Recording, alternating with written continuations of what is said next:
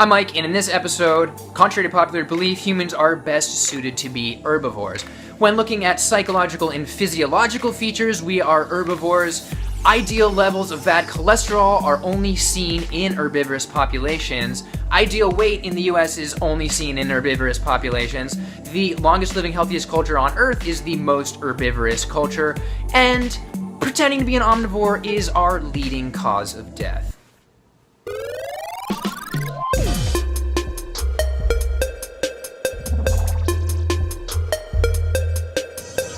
Let's be straight, the herbivore view is a very unpopular opinion. Virtually everybody believes that we are omnivores because they themselves are behavioral omnivores. But just because somebody eats meat does not make them an omnivore. Take an animal that is an undisputed carnivore, the cat.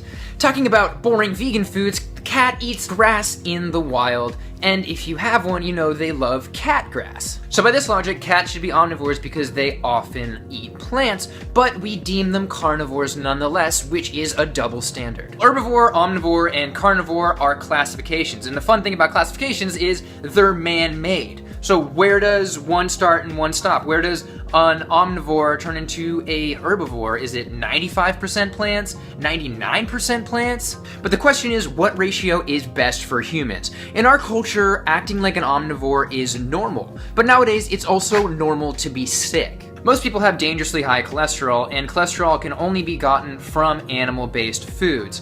And even paleo doctor himself, Lauren Cordain, says that the ideal level of LDL, or bad cholesterol, is between 50 and 70. It's the level that our ape cousins have, it's the level that human babies are born with, but when looking at real people, the only ones with these levels are people who elect to be herbivores as a result of their vegan diet.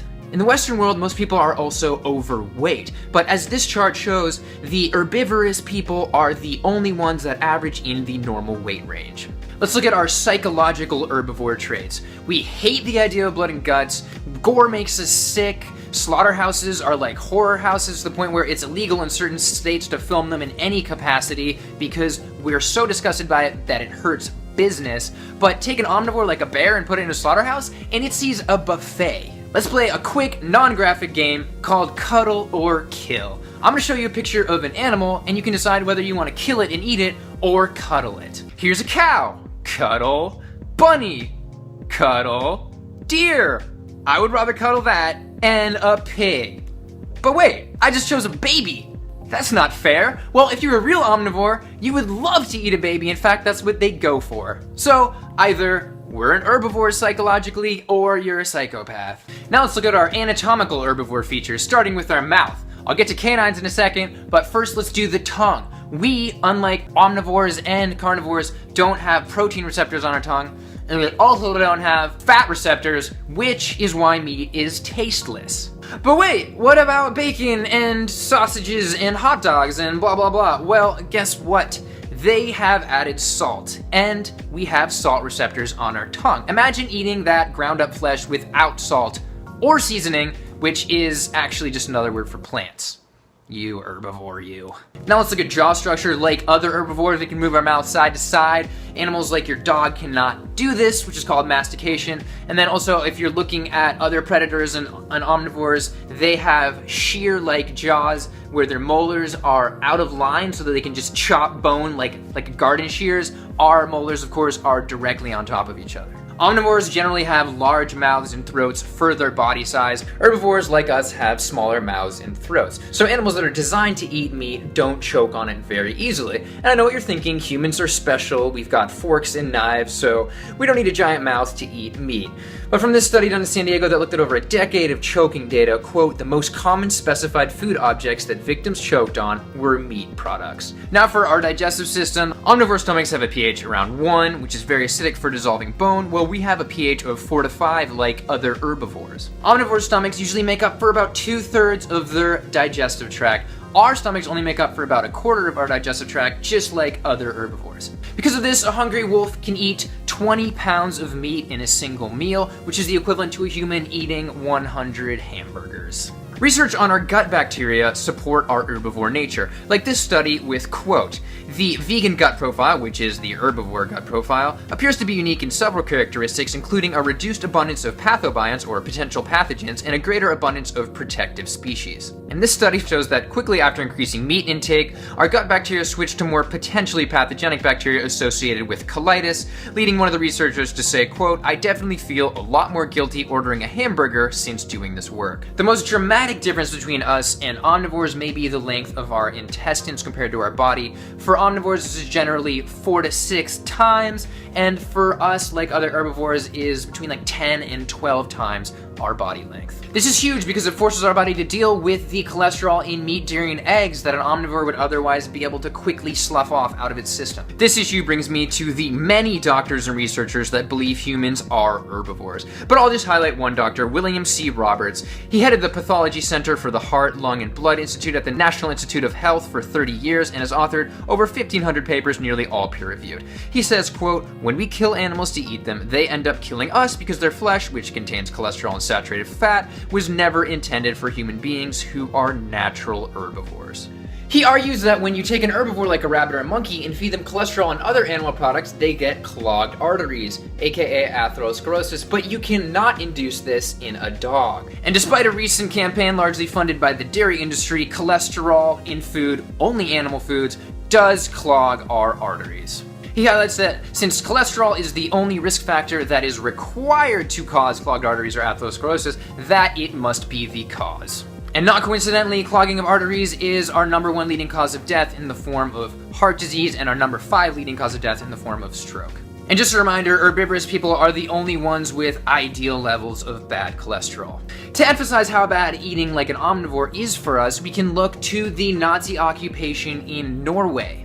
Their deaths from circulatory diseases were going on like normal until 1940, where the Nazis came, took away all their livestock to feed their armies, making them more herbivorous, and all these circulatory diseases in 1940 just started dropping astoundingly until 1945 when the Nazis left, where it shot right back up again. And there are other ailments that are caused by thinking you're an omnivore. For example, diverticulitis, where you don't have enough plants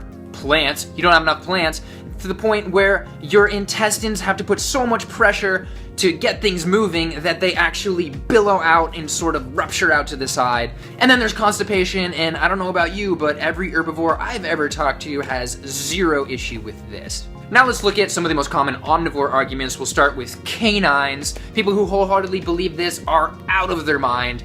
It's called canine because of its location, not its ability to pierce flesh, because it's horrible at piercing flesh.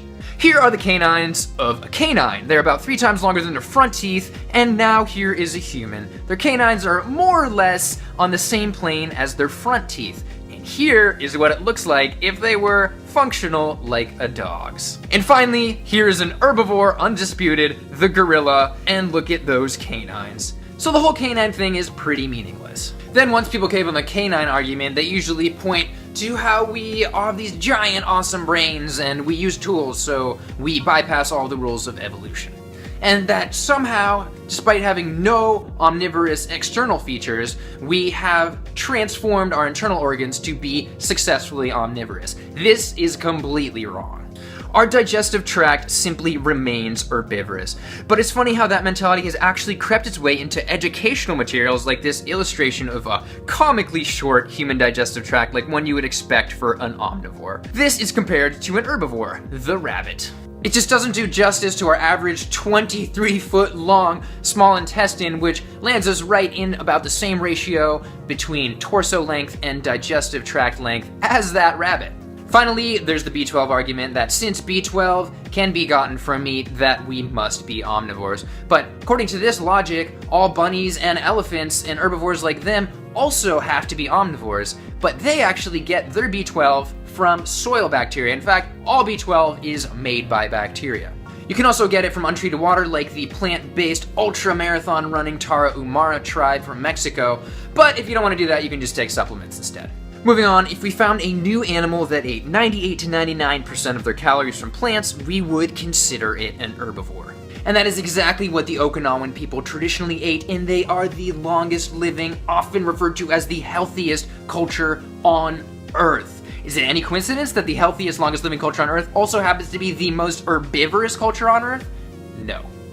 So you can choose to behave like an omnivore, but the human body does best as an herbivore. As I've shown, ideal levels of bad cholesterol only seen in herbivores, ideal normal average weight only seen in herbivores, human gut bacteria being best in herbivores, and the longest living, healthiest culture on Earth is also the most herbivorous culture. So, go herbivore!